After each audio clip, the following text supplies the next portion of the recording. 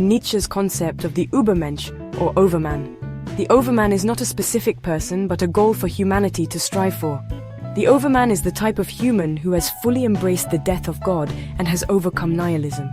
This individual does not look for meaning outside of life, they create it themselves. The Overman lives by their own self-created values, which are grounded in the will to power and a love for this earthly existence. They are masters of their own destiny, able to face suffering and hardship without resentment, and to turn all of life's experiences into something beautiful and meaningful. The Overman represents the next stage of human development. The Overman stands in stark contrast to the last man, who is content with mediocrity. The Overman is a creator, a risk-taker, and someone who affirms life in its entirety. This is not about achieving a perfect state of being, but about the continuous process of becoming. It involves a constant re-evaluation of one's own values, a process Nietzsche called transvaluation of all values.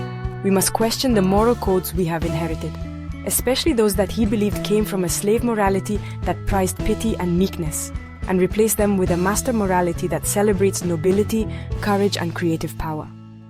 The Overman is the symbol of this radical and life-affirming vision. Nietzsche proposed a thought experiment that he considered to be his most profound and challenging idea, the eternal recurrence. He asks us to imagine that a demon appears and tells us that the life we are living now, with all its joy and all its pain, will be repeated countless times in the exact same way. Every mistake, every moment of suffering, every fleeting happiness will come back again and again, forever. There will be nothing new in these future lives. How would we react to this news?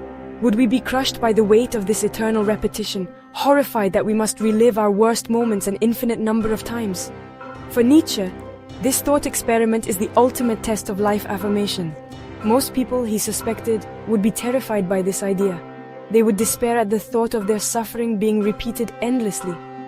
This reaction reveals a hidden resentment towards life, a secret wish that things were different, or that there was some escape in an afterlife.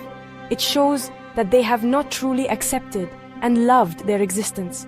They have not been able to say yes to life in its entirety, with all its imperfections and hardships.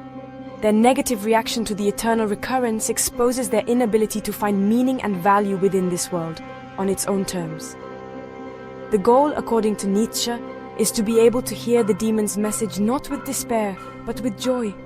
The ideal response would be to exclaim, "You are a god, and never have I heard anything more divine." To be able to welcome the eternal recurrence of one's life is the highest expression of the will to power. It means that you have lived in such a way that you would want to live that exact same life over and over again. It means you have embraced every moment, transformed every hardship into a source of strength, and created a life so meaningful to you that its infinite repetition would be the greatest possible gift. This is the ultimate affirmation of one's own existence. This idea is not meant to be a scientific theory about the nature of the universe. It is a psychological tool, a challenge to how we live our lives right now. It forces us to ask ourselves, am I living a life that I would be willing to repeat forever? If the answer is no, then the challenge is to change our lives, to start making choices and creating values that would allow us to answer yes. The eternal recurrence encourages us to live with intention and passion, to treat every moment as if it has eternal significance. It is Nietzsche's most powerful call to take responsibility for our lives and to love our fate, a concept he called amor fati.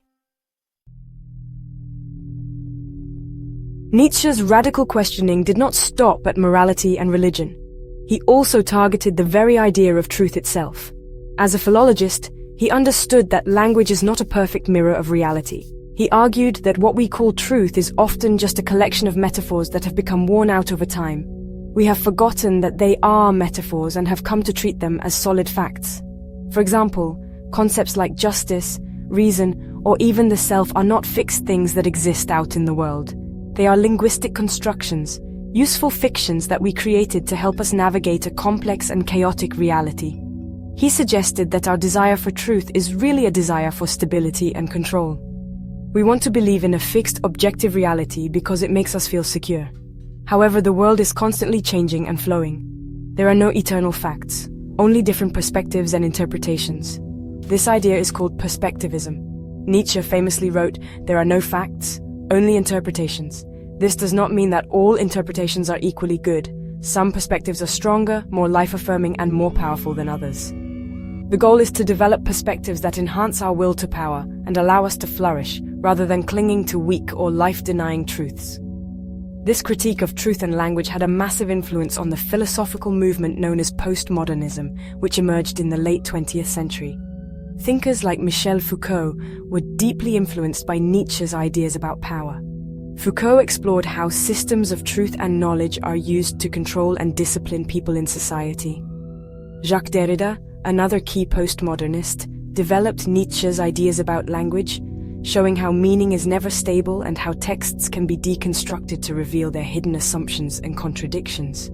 Nietzsche's skepticism towards grand universal explanations became a central theme for these later thinkers. Unfortunately, Nietzsche's complex ideas have also been dangerously misunderstood and misused.